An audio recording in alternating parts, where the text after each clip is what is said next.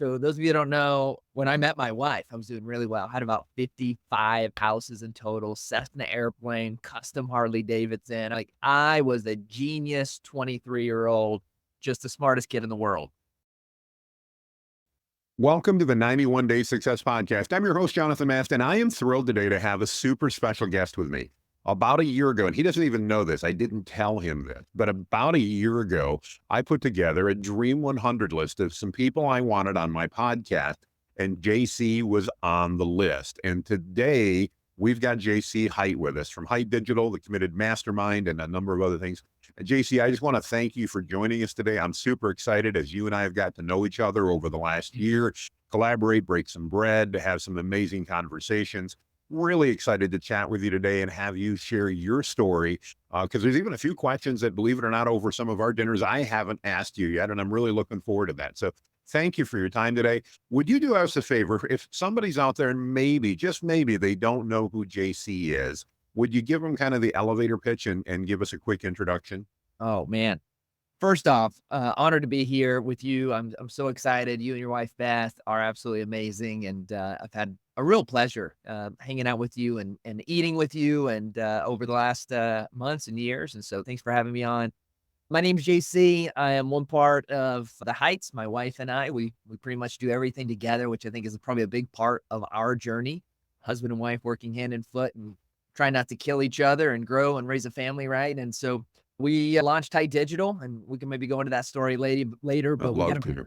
we got about 150 team members in total between our companies, and so but everything is about growing businesses and how to help and serve businesses grow. So from our digital marketing company to We're Local to the Committed Mastermind and to our newest summit that'll be launching this November in the South US, everything is about how do we bring stability to this entrepreneurial journey, both stability in the business on as you scale and grow and balance all of these different elements, to also stability in our homes, stability with our kids, with our spouses, in our faith.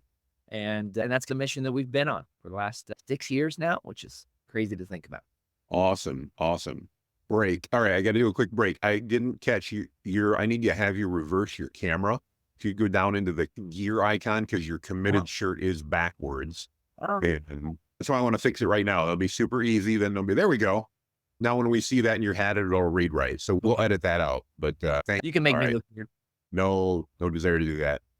Well, JC, that's one of the things that's really impressed me as I've gotten to know you and Karen is just your focus, not just on business, but on family and life and everything that goes around it. Because let's face it, as entrepreneurs, we do this business game, not just for the fun of the business. While it is fun, it's to give us a better life. It's to take care of our families. It's to do so much more. And I really appreciate your passion for that. One of the things I know I was really impressed with when you and I first met was passion you have for your team and for making sure that your team does well. But I'd like to unpack a little bit about how did you and Karen get into this? How did Hite Digital start? Could you take us back, obviously, just before that happened, and tell us what caused you and Karen to decide to do that crazy things? Beth and I did it for 12 years as well. And that's Yes, actually working together and building a company with yes. your spouse. What caused you to get into that?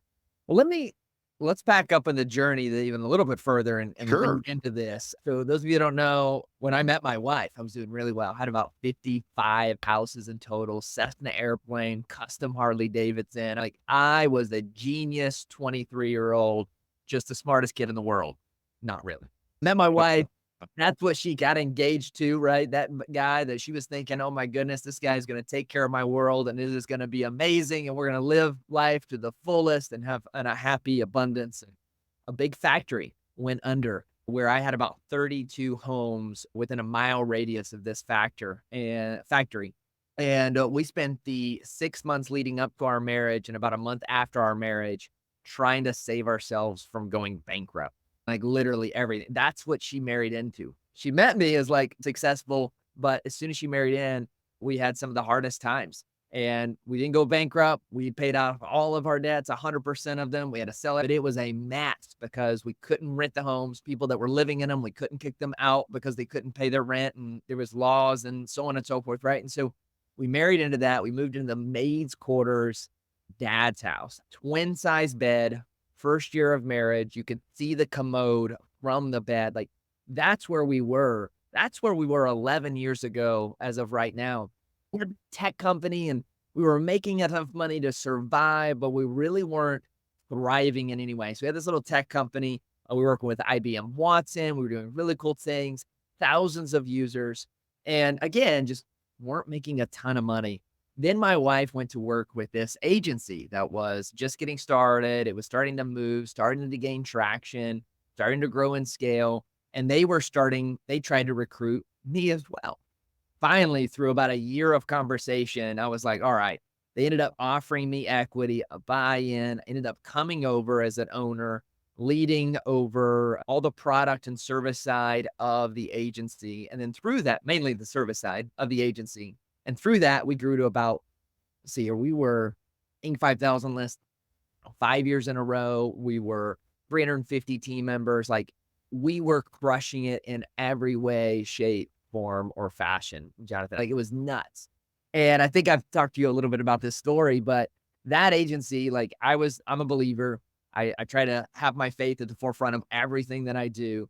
I And love that. no problems with anyone else and how they do it. Just that's how I live my life. And that agency, it was like Wolf of Wall Street on steroids. Drugs in every floor. The best salespeople got hookers. Like literally the company paid for the hookers and strippers. That was the reward. And wives were not allowed at company event. Husbands were not allowed at company event. It was crazy. It was so much fun. Google was giving us, we had tickets to every Super Bowl, every World Cup. We went to the Olympics. Like it was nuts. And for me, the justification that and my wife, it was like, this is our mission field. Man, we're here. We're light to the world, salt to the earth. Of course, at the same time, I'm cashing my checks, right? Like I'm living it Absolutely. up, right? I'm not partaking in drugs. I'm got my wife there because she worked there as well. So I'm not dealing with any of that. So I'm okay, right? Fast forward, we were 2 months away from having my daughter. And I think God just like switched my brain on it. We went from like, oh, we're missionaries in this crazy world to like, no, we're recruiting kids into this workplace every month, 10, 15, 20. Our rule was within the first 6 months, we had to fire half of them because it was like, you're not good enough. It was just this like churn and burn. It was nuts. It was crazy. And I learned a ton from a business standpoint. Like they were a machine. They did great, amazing work. They just didn't care about people. And so 2 months away from us having our child, we went in to try to negotiate a buyout and just exit the business. That didn't work out. They weren't in a position to buy us out. Finally, we got so like, I don't know, looking back, I think this was stupid. I wouldn't recommend to anyone. And like 7 months into their first child to quit. And Karen and I ended up exchanging our non-compete in exchange for all of our equity. And we walked out with no insurance, no job, a little bit of savings, but not a ton, and leaving like a very good job. One that I was could have easily been the CEO of very soon and so on and so forth. We Mhm. started Hite. And within 2 years, we were larger than that company before us. We ended up growing and scaling. Now we've been on the Inc. 5000 list a few years in a row. And I say this whole story because I think a big part of my wife and I growing our business together was going through all this failure together. I think Yeah. so. And like I was talking to a young man just the other day. He just got married. And like 3 months after he lost his job, and his identity as a man was so tied into being the provider, being the like this idea of the man of the house, of like having full responsibility. And I'll tell you, like, that was a huge thing probably that I was even a part of, but I got that beat out of me. That was forced out of me at the Sure. beginning. And so what it allowed me to do is like Karen and I have been, we work side by side on everything. And we do take our work home sometimes, like mentally Yeah, absolutely.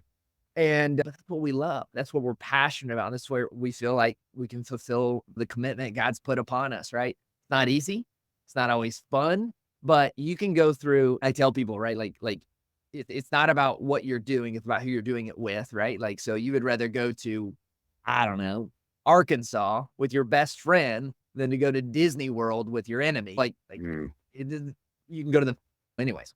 And so we've been on this journey together. We've lost together. We've won together. We've cried together. She knows everything about it. It also takes some pressure off. If I make the wrong Yeah. decision, that doesn't exist because we made that decision together, right? We were a part of that. And so we have learned, though, that even though we work well together, we don't work well together, which is oxymoronic. So what we've done is we've split our roles. So I lead Hite in our investments, and she leads our mastermind and education side of our business, right? And so I'm her assistant on anything she needs over there, but ultimately she makes the decision. She calls the shot. She screws it up or wins or whatever. But like I'm her board of advisors, right? And then the Sure. thing for Hite, right? Like I lead, I so on and so forth, and she advises me and consults me. But it's been an incredible journey, man. Love it. Love you. And thanks so much for sharing all the details. I think so many of us as entrepreneurs, we look at people like you and Karen and go, wow, you're like an overnight success. How did you do this? And we think everything's been cherries with no pits along the way. And it's good to hear that, you know what, there were struggles, there were issues, there were things that went on. But part of it being an entrepreneur and being an entrepreneurial couple is overcoming them and embracing them and Yeah. working through that. So that's awesome. One of the questions I wanted to ask you about Hite before we talk about some of the other things you're doing is in the agency world is virtually everybody talks about niching down. And it's even something that Beth and Yeah. I did with our agency and it Yeah. worked well for us. You and Karen really haven't done that at Hite. You've really tried to say and do that differently, and you've been wildly successful at it. Talk to me a little bit about that perspective and maybe the choices involved in not necessarily niching down like everybody else is doing, quote unquote. Yeah. I think it's a great question. It's a subject like that I often talk to people about, right? First off, why I did it wasn't by like, oh, I can niche down. I don't, let me make a choice. It wasn't a Fair conscious thing. enough. And so often on our journey, we just like, and there's not, and so the agency I came from, we were not niche down. In fact, all we did was Google paid ads. Like that is it. 350 employees, 100% of our money, effort, energy was paid ads, right? And so I wasn't used to that. I didn't come from that, this coaching world that we've developed and are like a lot of us are in. Really, there aren't these two segments of the world. Like the world you and I are in are all of these agency owners. There's thousands of you guys and of us. And we are in all the communities. We know all the coaches. We know all the players. We like, but then there's these like hometown agencies or old school agencies that are big, the Ogilvies of the world and so on and so forth that Hmm. are crushing it that aren't doing this. And so there wasn't a reason necessarily where I didn't really know about niching down, to be frank, when I started, which is sounds Sure. ignorant, right? Now, going through that and now coaching a lot of agencies, working with a lot of agencies, so on and so forth, I have found the reasoning behind it, why people do it, and why some people don't do it. In fact, if you look at the largest agencies in the world, most of them are not niched down. Yeah. Right about the big ones, right? Yeah. They're not niche down. And so, but why do we niche down? I think is the important thing to ask. And the reason is because niching down is whenever the one of the most critical parts of growing the agency is attracting new clients. And depending on how you attract new clients will result in the strategy. So what do I mean by that? Well, as I was growing, I had a ton of contacts in the business world, right? And so I had a leg up to bring in traffic because I had a brand out there. I was talking to people. I was doing white label, so on and so forth. And I had all these connections that were then driving in leads to me, right? Hmm. Now, a lot of us don't have that, meaning that we have to go get the leads. We got to do cold email, cold LinkedIn, cold Facebook ads, cold whatever. When you have to result in cold outbound marketing, hello, we're all marketers. That Yeah. is because of that, you need to niche down as much as possible. That is what causes you to need to niche down. Oh, by the way, it's the same thing if you manage a roofing client. You don't want to just talk about roofing. You want to talk about residential roofing, or you want to talk about repairs, or you want to talk. So it's the same it's the same concept, right? Hmm. And for us, because we focused a lot on our brand, a lot of on strategic partnerships with chambers, with organizations, with Facebook group, because that's our strategy, we bring them in. There's a lot of us salespeople, a lot of agencies, keep in mind, a lot of agencies are not owned by marketers. They're owned by salespeople slash entrepreneurs, right? So, Absolutely.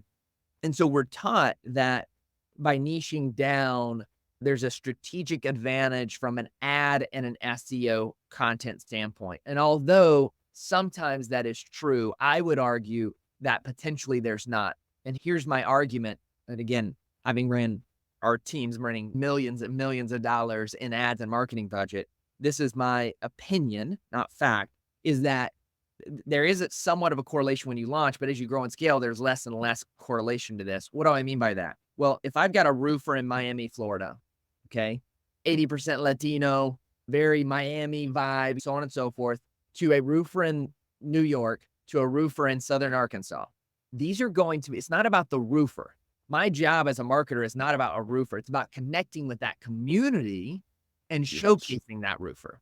And Yes. I would argue that your ads, ad copy funnel is more aligned with that location perspective on whatever industry you're trying to market than the roofer itself. In fact, I would argue that there's more similarities in marketing a roofer, plumber, a strip club, and a church, all in Miami, all targeting a Latino community, all targeting a community that is very vibrant and loud and colorful and so on and so forth, than there would be about a roofer in Southern Arkansas and Miami, if that makes sense. Mhm. It gives you a head start, and it's a good argument from a sales standpoint because it's believable, but from an actual technical approach to ad copy and to creating, because once you create the ad copy and the ads and so on and so forth, you're testing your AB, then it's about just understanding data and reading data and optimizing data. Am I targeting more men versus women, adult versus child, this day, that day, so on and so forth, the remarketing strategy on those people, right? So we didn't do it. I recommend 99% of people to niche down, okay? Unless Interesting. they've got an audience,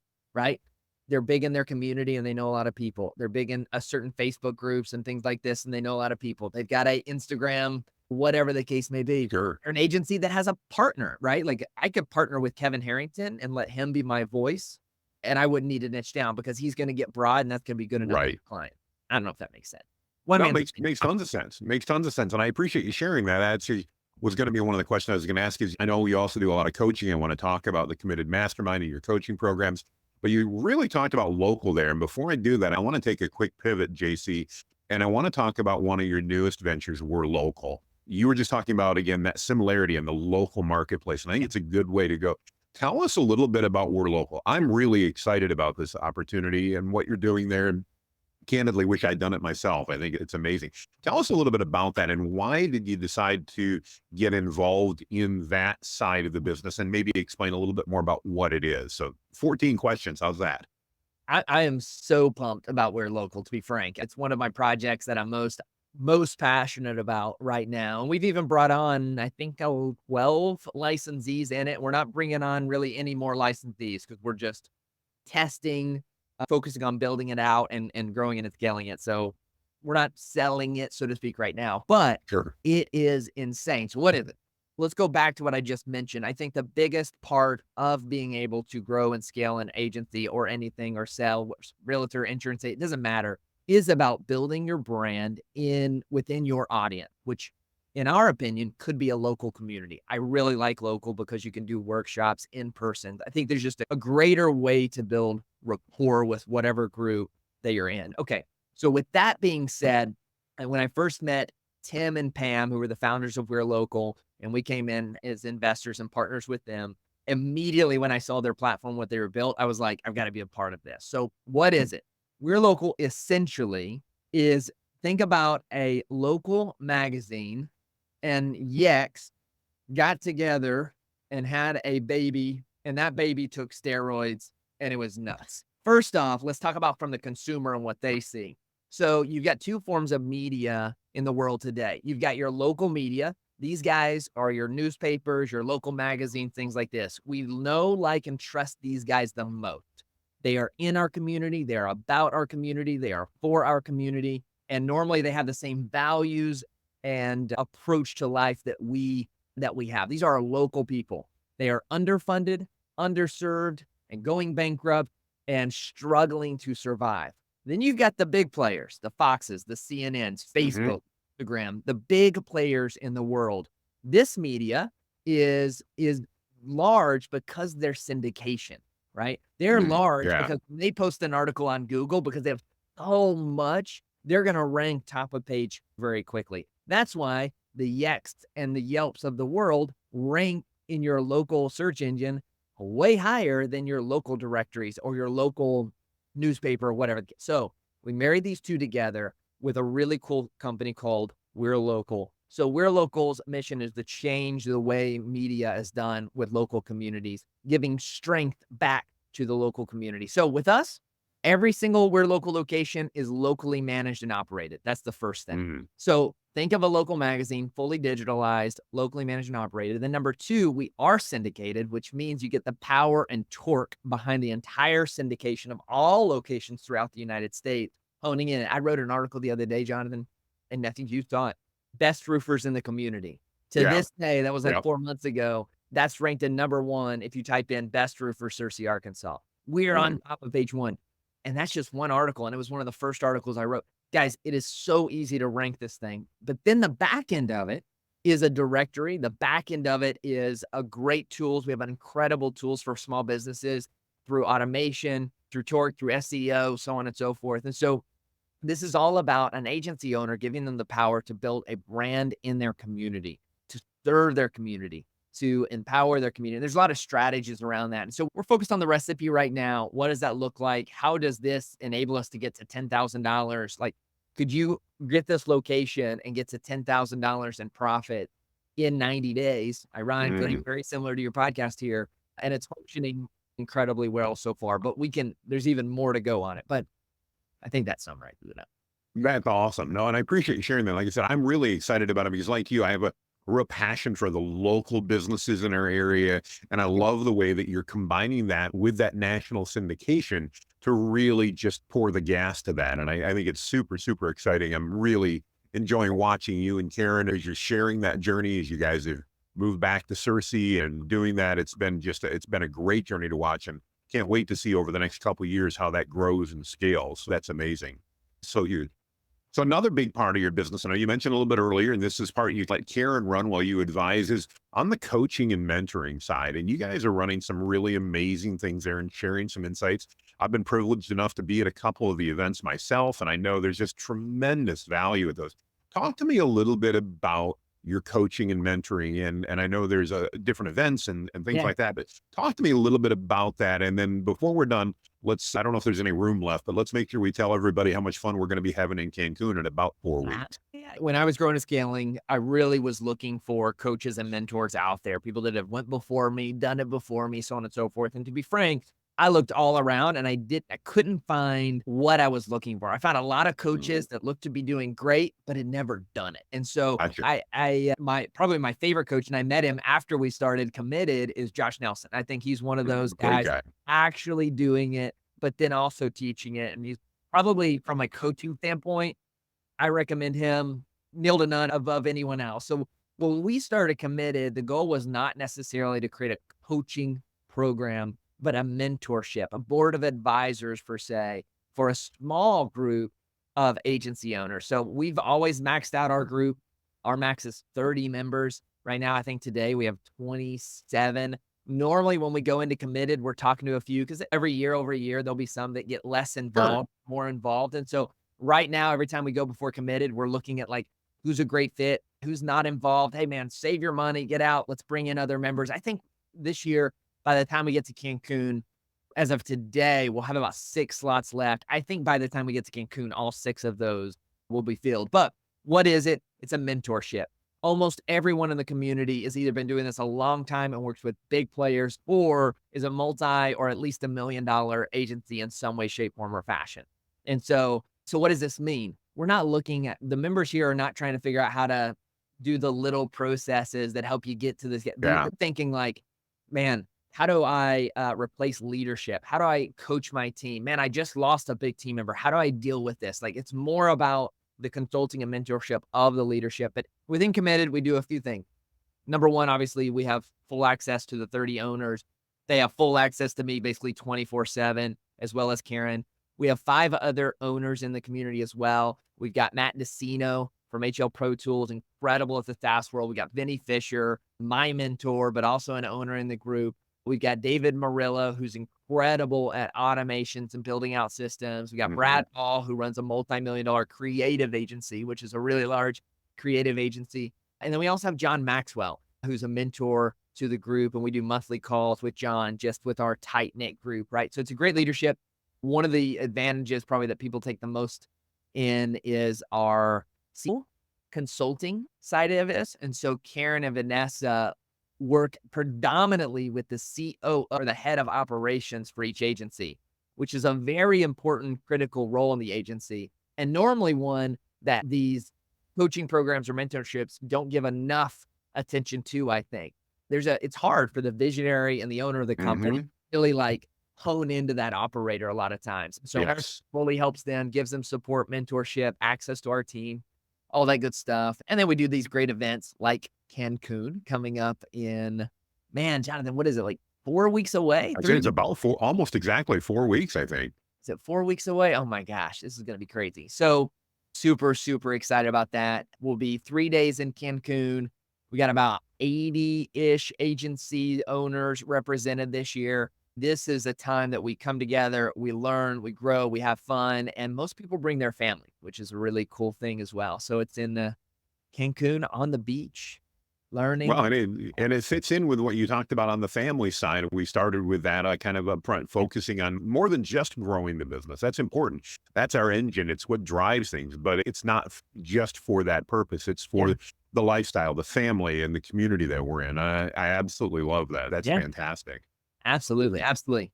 We try to put families are always welcome in everything we do. I think it's so critical. You brought your son, I think, to our last Yeah, I was going to say down in Dallas, you love let it. you let our 16-year-old sit in on the sessions. That was amazing.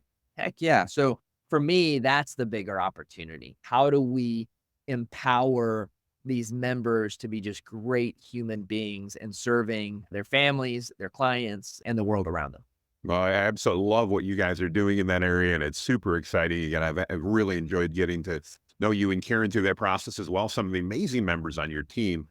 One of the questions I love to ask, JC, and I'm really interested in your perspective on this because you've got multiple investments and multiple businesses managed. The name of our podcast is the 91 Day Success Podcast. And I admittedly blatantly stole this from Russell Brunson, who put out a book called 30 Days. And it was basically interviewing some of the best users of his software and what they would do if they had to start over in 30 days. And Yeah. candidly, I didn't think 30 days was long enough. It wasn't practical. It wasn't Yeah. realistic. So if you were advising someone, or maybe you were doing it yourself, and you said, I've got $1,000 to invest in a new business, and I've Mhm. got 3 months, and Mhm. my goal at the end of that 3 months or 91 days Yeah. is to hit 10K in revenue.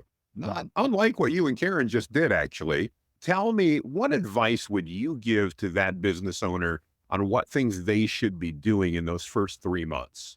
Oh, I love it. Okay, here's what I would do. Let me give this 2 thoughts here. One second, one second. Yeah, I did not prep you for this. So if you're catching in on this, it's not like I told JC, think about this one. This is fresh. But this is something we've been like literally been working on, right? So first off, I would love to put We're Local as a part of this, but even beyond that, $1,000, here's what I would do. I think I would treat this almost like fitness. If you told me I wanted to get in shape and lose weight, the first thing I would tell you is just go to the gym every single day.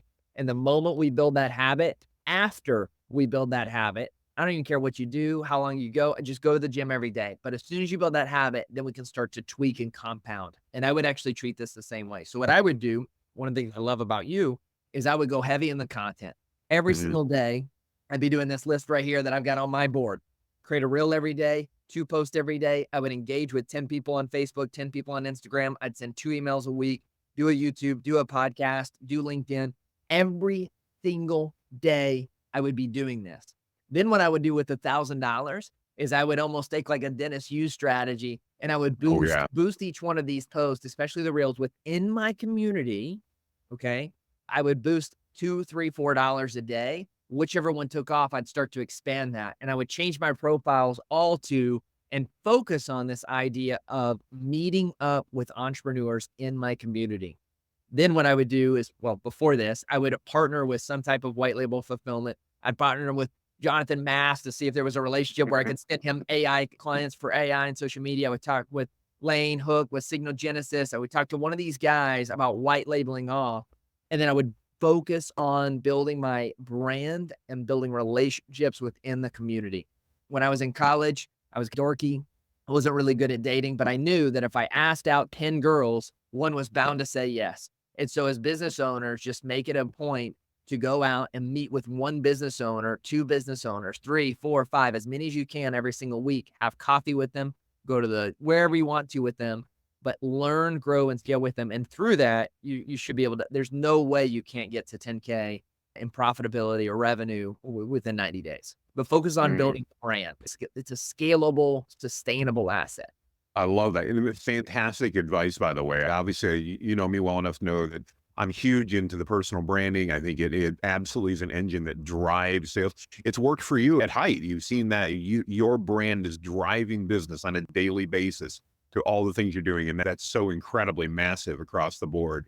Great, great advice as we do that. Yeah. JC, we've got a lot of entrepreneurs and a lot of agency owners that listen to the podcast. And as we bring the plane in for a landing here, what piece of advice would you give to them? This is going to go live on a Friday. We're recording this actually 1 week before it goes live on a Friday. What advice would you give to them as they look at the weekend and they go, okay, things are coming up. We know entrepreneurship has its ups and its downs. In fact, you just did a post, I think it was last night, about you're finally a real business owner. And it was amazing to watch how everybody went negative, assuming something bad happened in the process. Yeah. What advice would you give to the entrepreneurs that are watching today going, what do they do next? What's that next step in order to build that dream that we all started with? And sometimes we lose sight of as we go through the process. You've heard the story of the Chinese farmer with the horses? I might have, but you might have to refresh my memory. I'm not sure. I love this story. I love this story. I've been telling this story for 4 years now, but it's one that I so often talk to younger entrepreneurs and people growing and scaling, right? So there was this farmer 1,000 years ago in rural China. And he had one horse, very humble and poor. He had a son, a wife. And one day he was out farming and he was using his horse to plow the field. And that horse cut off and ran away. And this was his greatest asset. This is how he farmed, provided for his family. This is in the middle of nowhere. And that horse ran away and he couldn't find it. And he was, what do I do? And the village came around. The village came around later that day and was just, they felt sorry for him. Man, I'm so sorry. This is the worst day it could happen. How could this happen? How are you going to survive? You are so unlucky. This is so terrible. And the farmer replied, maybe. Later that week, he was out there plowing the field, trying to get caught up. And all of a sudden in the distance, he saw this horse running back. But it wasn't just that horse. That horse was running with 2 or 3 other wild horses. So he immediately got his horse back, but captured the others. He had them all in the pen and he was so excited and this was so great. And all the village kind of came around later that day and was like, man, you are the luckiest guy in the world. This is so crazy. I can't believe this happened. You are so lucky. And the farmer replied, maybe.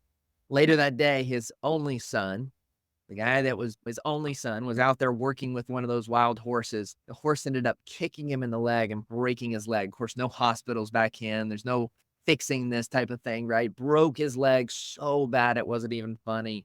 Later that day, the village came around. I was like, I can't believe this. Your right hand, the guy that helps you with all this farm, now you don't have this help. How are you going to do? Your kid disabled now. What's going to happen? And you're the most unlucky person in the world. And the farmer replied, maybe. The next day, China had declared war, and they were going around recruiting all of the capable and able young men throughout all of China. And they came to that farmer's house, and it was the only child in the entire community that wasn't recruited because he got hurt. And of course, you can continue the story with how the village felt about that. Wow, you're so lucky. We all lost our sons, and yet yours remains at home. And the point of this story is that entrepreneurship, there are going to be times when you crush it and you're so excited. You'll wake up and then 10 minutes later, it's like, oh, I got a client that canceled. Favorite team member lost. Someone said no to me. And you're going to feel these ups and downs every day. And I have found that the more as a leader, you can learn to manage those ups and downs. Don't let the highs take you too high. Don't let the lows take you too low. The more we can manage those things as an entrepreneur, the more you figure that out, the easier it is to focus on whatever task is at hand. The easier it is to just go and keep punching, keep pushing, right? If that farmer got so excited about X, Y, and Z, he might have went and bought a car. He might have went and sold a horse and done something different, right? And even in the lows, if he wasn't too careful, he could have easily fallen into depression. He could have easily given up and not have been able to make it to that next step. He could have easily made his life much worse by honing into that negativity, right? And so my encouragement for entrepreneurs is to stay grounded, to focus on moving the needle, keep pushing forward, and letting your home life really be that focus of happiness and joy and excitement beyond the business. Great advice. I so appreciate that, JC. JC, if somebody wants to reach out and connect with you or your team or regarding Hite, regarding We're Local, regarding the mastermind, what's the best way for them to connect? I'm super accessible. So JC Hite, pretty much am Facebook, YouTube, LinkedIn, you name it. I never check LinkedIn. I'm not on Twitter, X, whatever it is. But like Instagram and Facebook, you can find me and reach out to me. Happy to serve. And I love this stuff. Like this is, I'm like you. This is fun stuff. So even though it's work, I can It wake up is at fun. midnight and do this stuff. So Absolutely. Well, JC, again, I know you're slam busy and you got so much going on. Thank you so much for taking the time this morning to meet with us. Thrilled to have the chance to meet you this year. Grateful that we're going to see each other, Lord willing, in a few weeks down in Cancun. And again, thank you so much for your time. For everybody that's been with us today on the podcast, thank you. We appreciate your attention. We'd love your feedback as well. If you like these, let us know. If you've got something you want us to change, we'd love to hear from you as well. With that, make it a great day, everybody. Talk to you later.